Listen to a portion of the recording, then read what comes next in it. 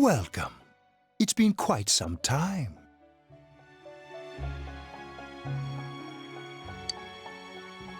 Do not be alarmed. You are fast asleep in the real world. I have summoned you within your dreams. Now then, your journey has taken you quite a distance thus far. Do you believe you'll be able to successfully solve this mystery? Splendid! The precise destination of this vehicle, that too is getting rather hard to judge. If we continue driving blindly, we may end up leading you further away from the mystery that you must reach. Well, why don't we take a moment to look back on your journey? It was for that purpose that I summoned you here tonight. Margaret?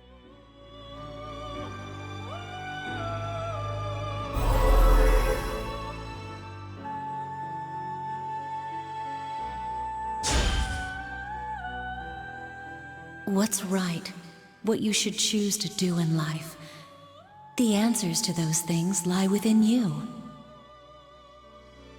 We are experiencing the words engraved into your memory during your journey. Failing to understand and failing to listen are rather different things. All right, let's go ahead and think this through as much as we need. If we leave any unanswered questions behind, we'll just be lying to ourselves. I'll think as hard as I can and try to help. Come on, we've accomplished this much together, haven't we? Right. Together. And it seems you have comrades with you as well. Those heading in the same direction through this dense fog.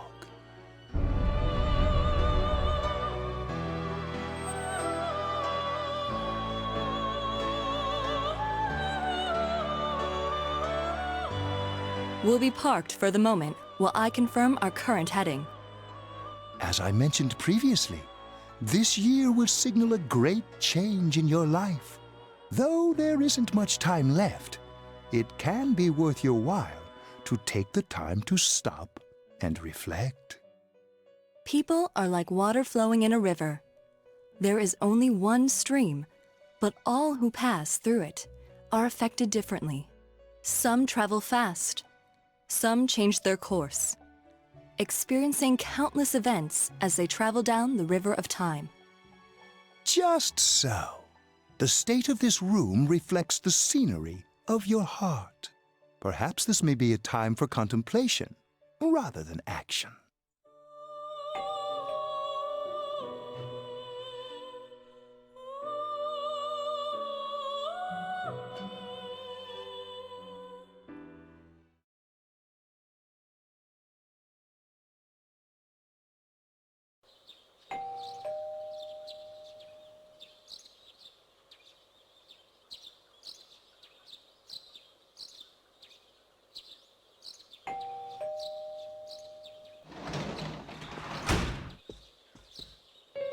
Teddy's missing. I looked all over the neighborhood, but I couldn't find him anywhere.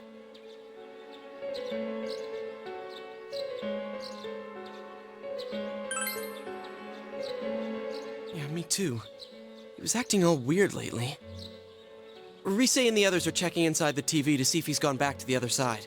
We're meeting pretty soon, so will you come with me to Jeunesse?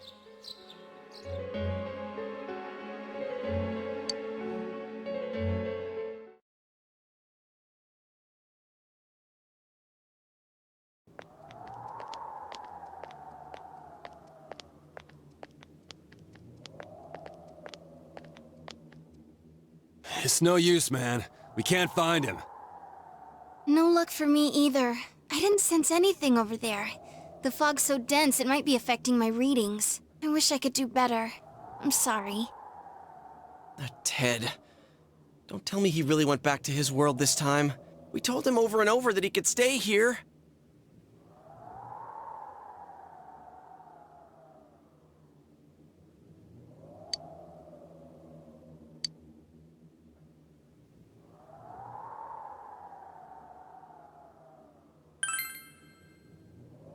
Yeah, we'll just have to believe in him for now. He plays dumb a lot, but he's attached to us deep down. He wouldn't disappear without saying anything, right? I'm worried for Teddy myself, but let's trust in him and await his return. Right now, we must concentrate on the case. It won't be long before Namatame is transferred to another location. We must hurry, or we will miss our only chance to get his perspective on this. You know, I've been thinking about the case since, but something just doesn't seem right. Let's quickly review the facts. Of all the victims, only 2 were killed. Miss Yamano the announcer, and Saki-san. From the documents we found in the car, we know Namatame had some sort of dealings with them. After that, there were multiple attempted murders in which we were targeted. It was only when he took Nanako-chan that we caught him in the act, identifying his modus operandi in the process. When I hear you put it like that, sounds like the dude's guilty. As a result of Namatame's arrest, the police admitted that Mitsuo Kubo was a mere copycat killer. Back up to yesterday. Remember when you said Namatame didn't have a motive to kill the announcer? That's what's bothering me.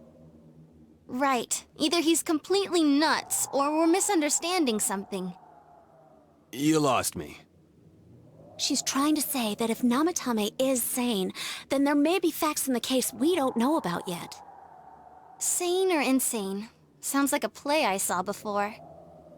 When he talks about saving people, what does that actually mean? I don't think there's any doubt that it includes kidnapping people and throwing them into the TV. Could he mean saving them through death? He did call himself a savior, and said that the other side is a wonderful world. So they'll be saved if they die? What a bunch of crap! The bastard should have gone and saved himself. What do you think, Senpai?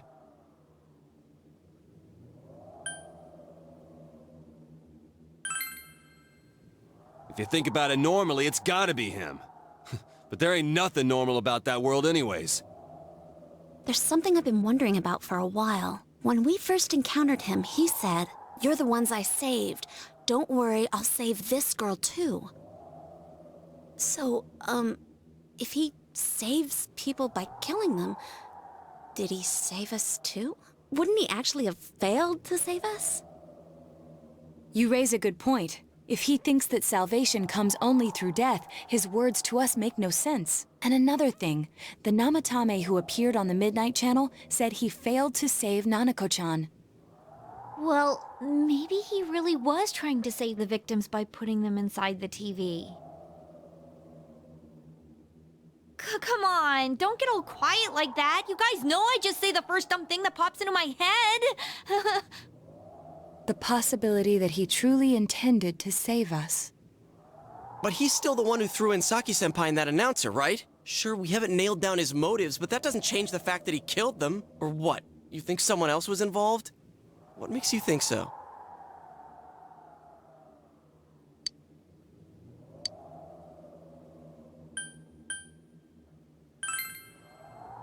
Morning letter?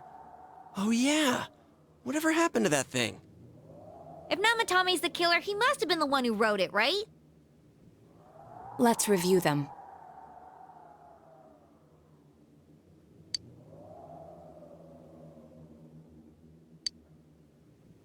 Yes, that's right. Isn't that kinda odd? Would someone who thinks he's saving people by killing them write stuff like, "Don't rescue or kill"? Yeah, and the will be put in and killed part doesn't make sense either. If the killer was writing it, wouldn't it be more like, "I'll put in and kill"? Hey, could this mean...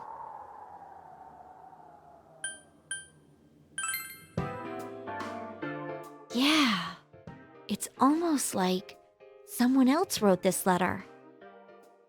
But only the killer would write such a letter and deliver it to Dojima-san's house, right?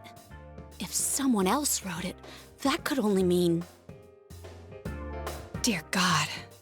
Since this is such an unusual case, I was absolutely convinced that other than the Kubo incident, there was one culprit. So Namatame really was trying to save his victims? Everything is exactly the opposite of what it first seemed. In Namatame's parlance, failing would have been the first 2 cases when the victims died. If he had used his method twice and failed both times, he would hardly have continued using the TV. and yet he did. It all seems to suggest that someone else wrote this warning letter while observing the entire case. Someone else? Then it wasn't Namatame that killed Saki-senpai and the announcer? We can't say for certain yet.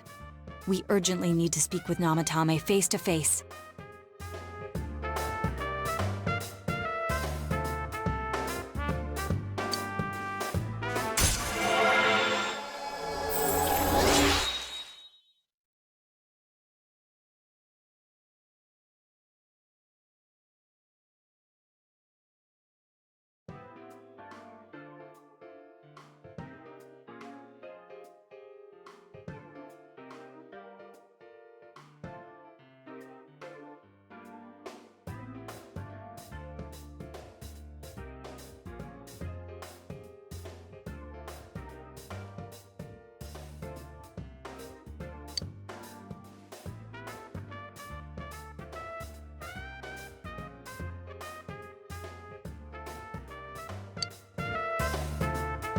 How though?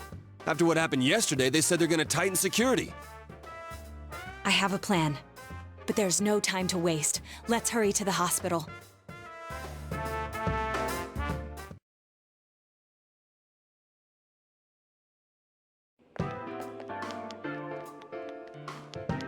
Hey, this place is off limits. I'm a consultant with the police. I'd like a few words with Namatame-san. May I go in?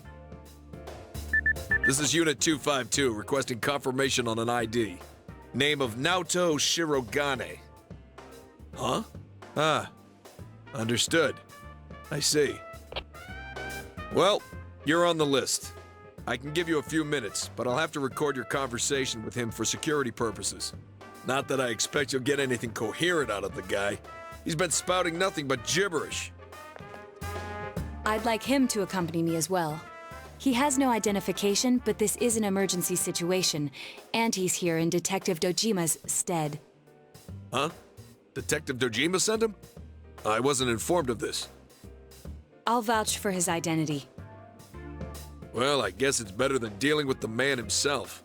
We have our hands full with the transport procedures, so the last thing we need is Detective Dojima running wild. Detective Adachi is busy somewhere too. This is Unit 252. Huh? I see. Has something happened? There's something about a suspicious object out in the lobby. Well then, this works out nicely. You should back up your colleagues downstairs. We'll keep watch over Namatame-san. A disturbance in a hospital lobby, after all. It sounds serious. If anything happens, hit the nurse call button. I'll leave the rest to you. Understood. Please be careful. I knew they were undermanned, but I didn't expect it to go this smoothly. Wow! There's nothing much inside that suspicious object, so he won't be gone long. All right, then now's our chance to talk to Namatame.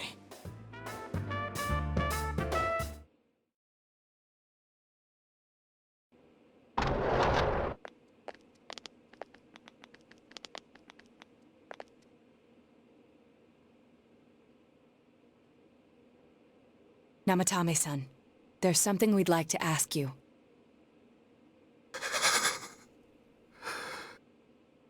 It's tempting to think that you were the culprit behind this entire case, and to be honest, there are many in this town who hope you are, but we are here to learn the truth.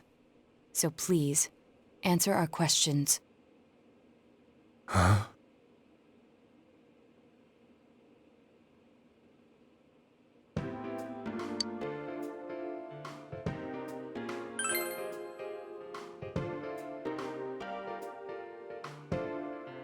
Huh? Me?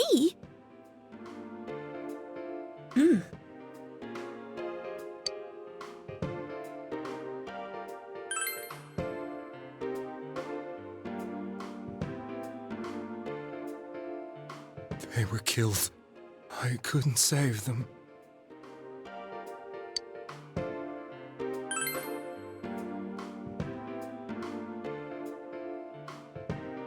No, If nobody saves them, they'll be killed. That's why I put them in there. Then tell me if my estimation is correct so far.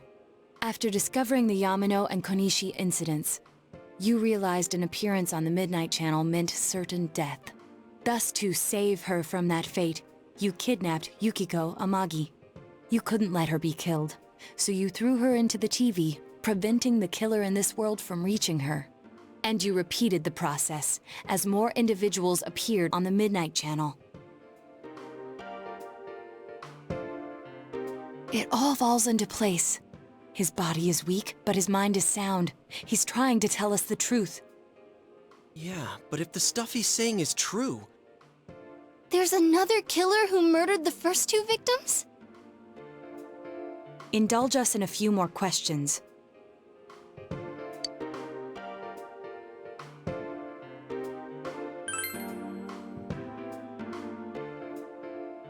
I have no idea. I want to know that too.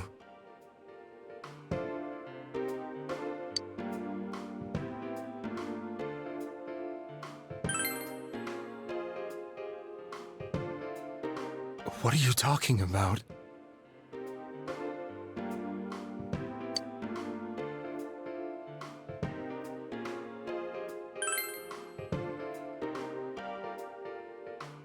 I didn't know. I never thought it would be that kind of place. As I thought. You believe me? Did they find him? Did they find the one who did such cruel things? Mayumi. Please calm down. Our ability to find the culprit rests on you. We know about the other world. In fact, we're the only ones who can fully understand what you have to say. Only you?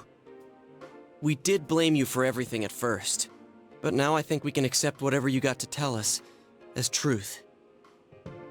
Please, tell us everything you can, calmly and slowly.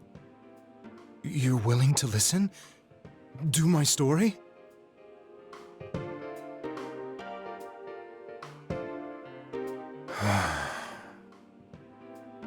All right.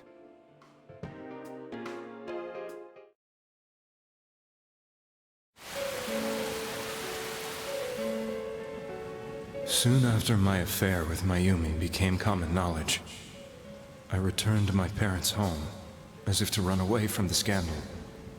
And I started drinking heavily to drown my anxieties. I hadn't been able to reach Mayumi at all, and that didn't help either. Mayumi, where are you? She'd been disgraced on all the afternoon shows, and forced to resign from the program she was on. I caused her so much trouble. I wanted to at least apologize to her, but I couldn't even do that. I lost the will and energy to do anything. Then, one day, the rumor I heard some time ago came back to me. Since I had nothing better to do, I sat down blankly in front of the TV and watched my own reflection. And all of a sudden, there was Mayumi. Mayumi? Is that you? The Mayumi inside the TV looked as if she was calling to me for help. Mayumi? Mayumi! When I reached out unthinkingly to touch her, my arm disappeared into the TV, as if I had dipped it into a pool of water. I was so shocked that I lost my balance and nearly fell face first into the TV.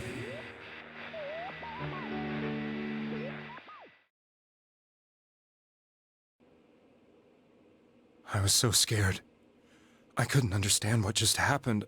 I thought maybe I'd gone insane. In the end, I decided to think of it as just a dream, and I went back to the city the next day after finishing work. The next afternoon when I got to work, I was fired on the spot, as I expected. That wasn't what broke me, though. It was Mayumi being found dead. And not just that, but it had happened in my hometown.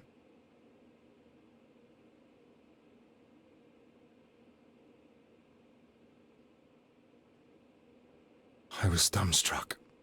But later on, I remember the image of Mayumi I'd seen that night. Was it not a dream?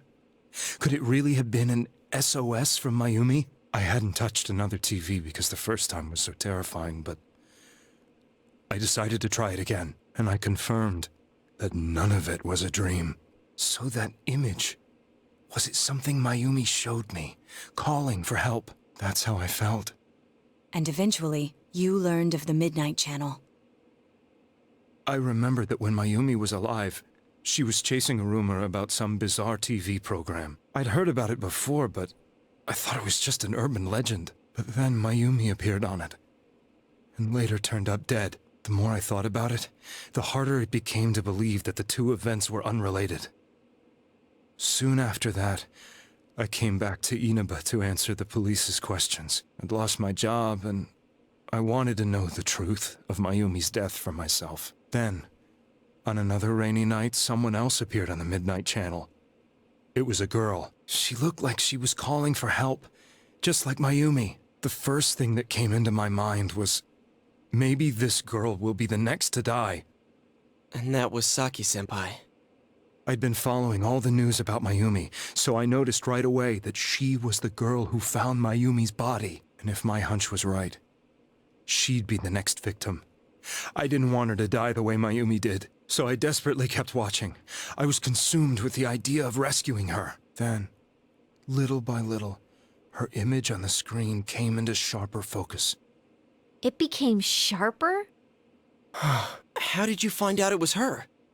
After I came back, my father couldn't bear to see me in such low spirits, and gave me a job with the family business. I met that girl when I delivered a package to the liquor store.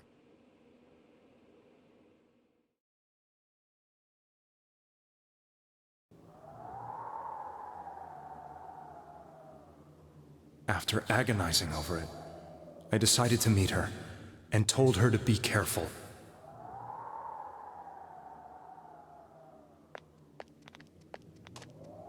But that same night, on the TV,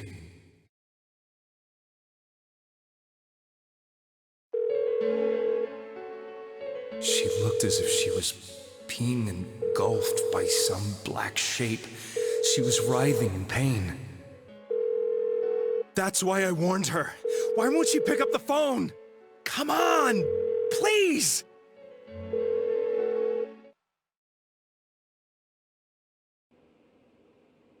The next day, they found her dead. I knew she was going to be murdered, but I couldn't save her. I blamed myself, thinking there must have been something I could have done. There was no one who depended on me. Nobody at work, not even my wife. Mayumi was the only one who accepted me for who I was, but she was murdered. And the same person killed another girl. I was beside myself. I couldn't forgive myself for doing nothing. You really did love Miss Yamano. Yes, from the bottom of my heart. Before I was married, my wife made it big in show business. I was happy for her, but it put a strain on our relationship. I think I can kind of relate. It was around that time when I met Mayumi. She was interviewing our candidate for the next election. She was a big-name announcer, but she only worked with local stations, and her attitude towards work was similar to mine. We both came from Inaba, so she was easy to talk to. I knew it was wrong, but I couldn't help getting intimate with her. She gave meaning to my life. Soon after Saki-san was found dead, yet another girl appeared on TV. That was you.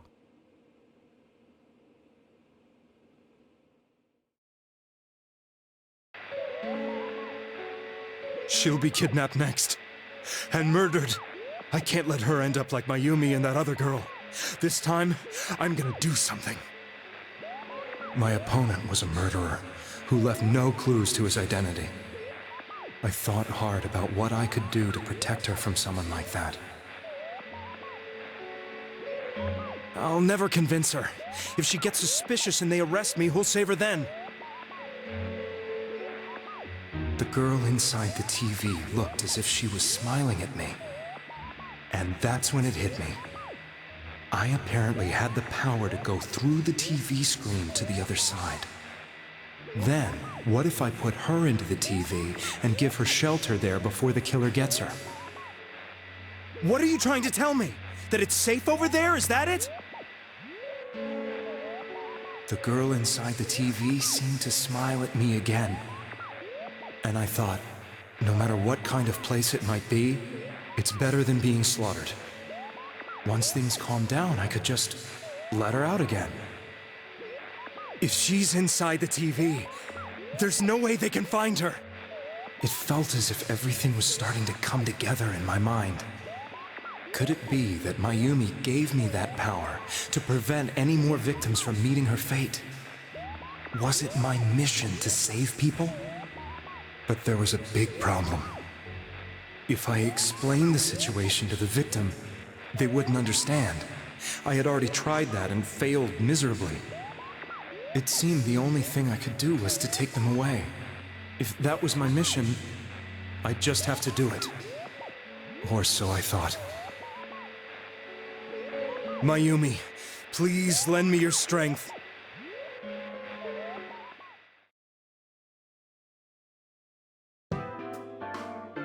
So, since you thought people who appeared on the Midnight Channel would be killed, you kidnapped us in order to save us.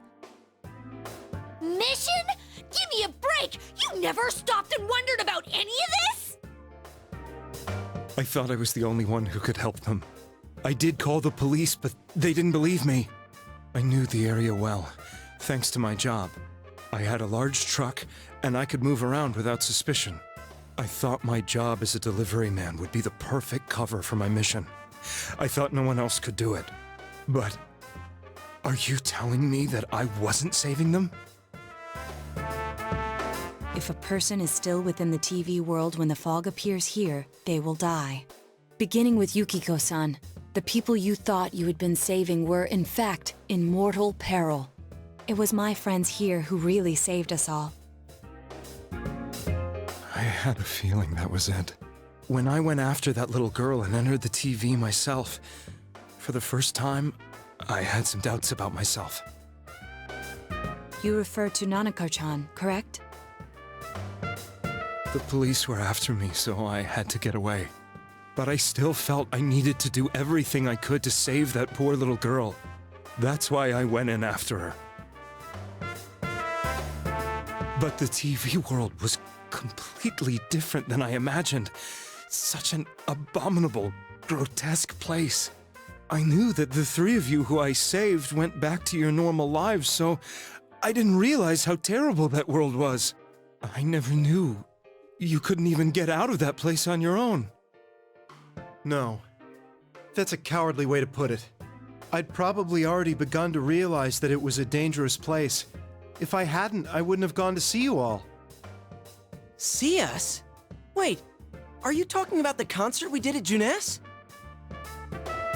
Yes. I wanted to know why the ones I saved were all hanging out with each other, and how much you remembered. But in the end, I couldn't bring myself to say anything and ran home. I must have felt too guilty. But all the doubts and anxieties I'd been unconsciously suppressing exploded out when I entered the television myself. I thought I was going insane. I probably did. And you know the rest. When I came to, I was lying in a hospital bed. You really were trying to save people. But I ended up doing just the opposite. What a fool. I always wanted to enter the world of politics and become useful to society. But after losing my job and the woman I loved, all I had left was this power. I convinced myself that world was some sort of sanctuary, and I secretly believed myself to be a hero.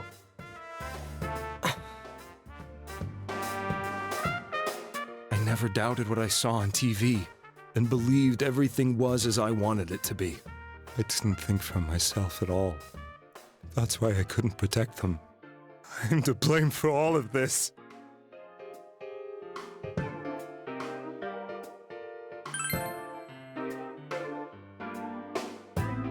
I suppose so. But The things I've done are too serious to be brushed aside like that. I have no intentions of running away from my crimes.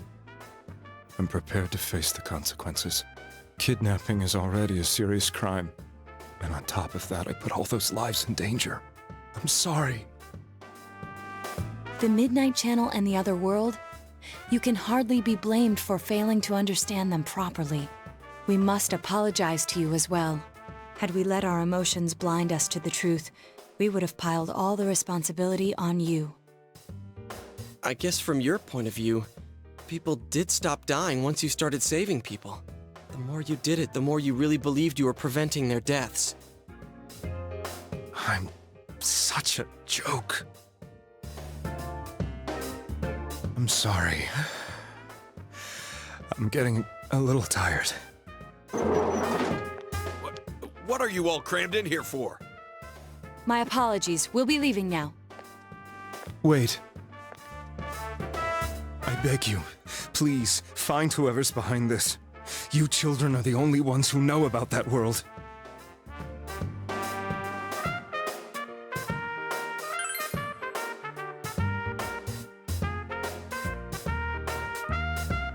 It's all clear now. He never committed any murders. It was another party who threw the first 2 victims into the TV.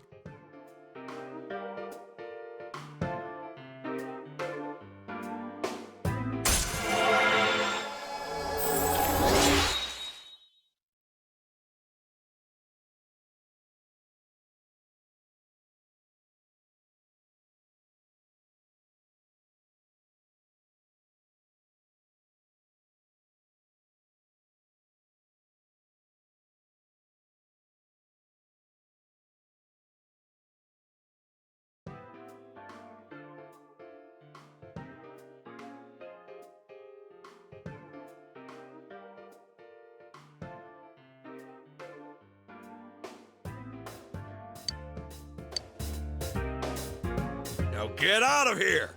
I told you, he's almost ready to be transported. We can't have anything else happen. Sheesh. I better not see you rascals here again.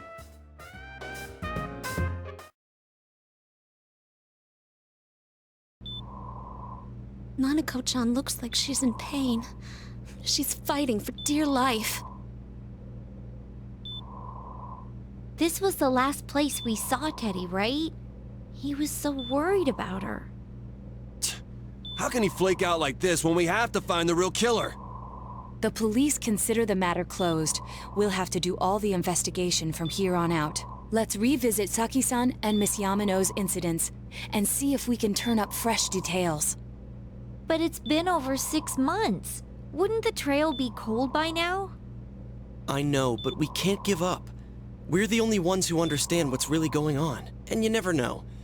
People might remember some things now because they've had so much time to think about it. Let's split up and talk to people all over town tomorrow. We'll meet up in the evening to discuss our findings.